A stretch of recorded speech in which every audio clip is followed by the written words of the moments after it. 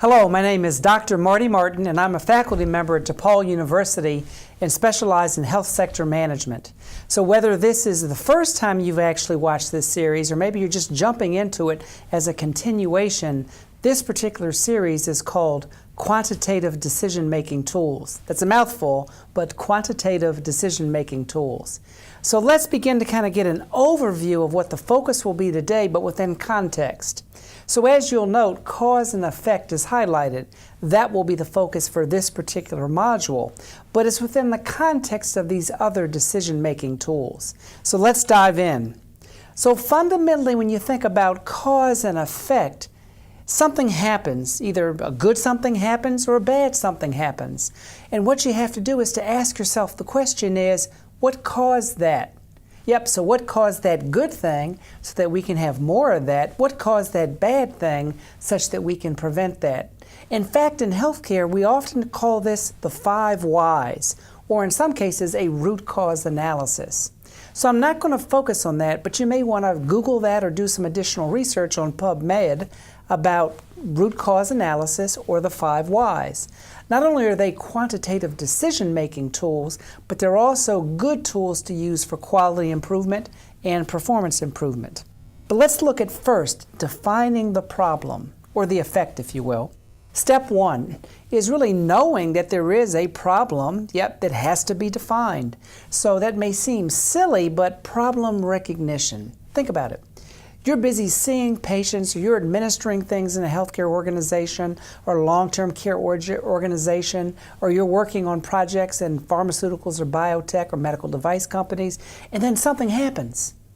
So does that come to your conscious? And how do you categorize that?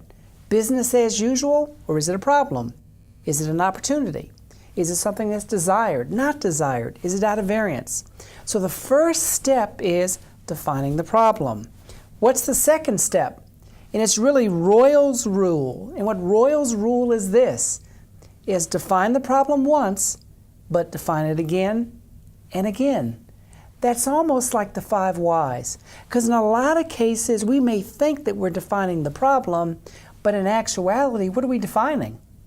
A symptom, but not the problem or the root problem. Define it again. Third step, Vince Roski's rule. So you really fundamentally, when you're thinking about defining the problem, is really ask yourself, what is the question? So sometimes the formulation of the right question can result in really defining the problem. Then you go back to Royle's rule, and then you have to redefine the problem. So when you're at this problem formulation or definition phase, this is not the time to be efficient. This is the time to be effective.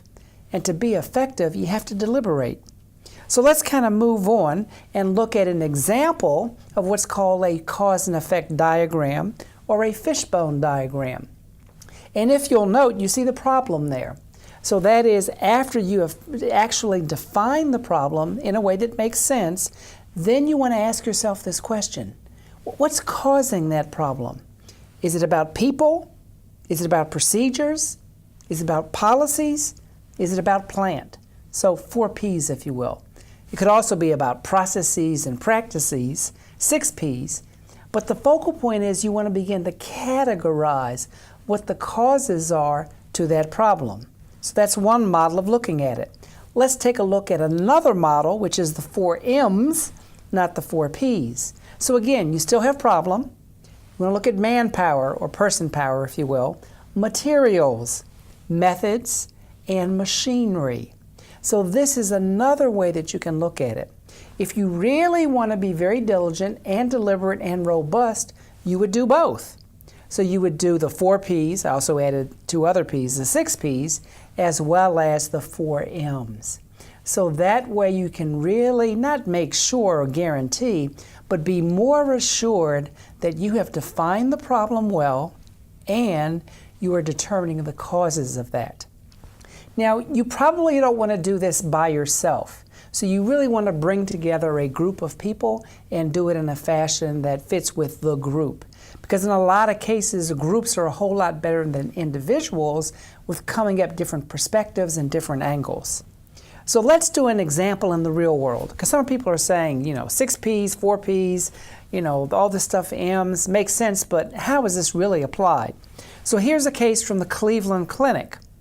So before I actually dive into that, the Institute of Medicine in 2000 published a landmark book, which is based upon a series of studies called To Err is Human, Building a Safe Health System. And then there's an organization called the National Quality Forum. They have a number of different safe practices they'd recommend for better health care. One of them revolves around surgical site infections. So imagine this, is that you're going to get a knee replacement or shoulder replacement. You go to the hospital, you get worked up, orthopedic surgeon's going to come in. All goes well during the surgery. Yep, not a whole lot of blood loss. Things are working the way that they should work. The implant is in there and it's operating pretty well. But maybe 14 hours after it, burning sensation, maybe a little bit of odor. So early signs of maybe a surgical site infection. Temperatures raising. So you really want to decrease the surgical site infections because they're quite common and they can cause a number of different problems, including mortality. So this is a busy one, so let's take a look at it. So if you note there, you see SSI, surgical site infection. That's the problem. You also will notice what's the health status of the patient as a causal factor. If a patient has diabetes, then it's going to increase the likelihood that there will be a surgical site infection. So what are the materials and the equipment that are used? Have they undergone proper sterilization procedures? If not, that will increase the probability of having a SSI. Technique. If the right technique is not used, that will increase the probability of having an SSI. Now we go down to the environment. So actually where the case is actually being done, is that cleaned well? And then clinical decision making, whether it's by pathway or process. So those are all actual causal factors that may result in an increase of SSIs. So then what you do for each one of those little branches is you examine that and ask yourself the question, to what degree does that attribute to SSIs? And then more fundamentally, what can we do to prevent that in the future? So another way of looking at these cause and effect kind of tools for quantitative decision making is to also put it on top of what's called a process map, if you will. So again, let's assume going in for shoulder, going in for a knee implant, so an ortho case, there are things that happen on a pre-op basis. So is there an assessment about diabetes, about my patient health status? Are the surgical trays, sterile as they should be? Is the proper protocol in place? Then there are things that happen intraoperatively, so they're scrubbing technique, and then post-op. So you really want to make sure when you do these cause and effect diagrams is not only do you look at the causal factors, but you also want to make sure that you look at the entire process, because certain parts of the process may be at higher risk. So hopefully you have a pretty good understanding about how to actually think about and use cause and effect.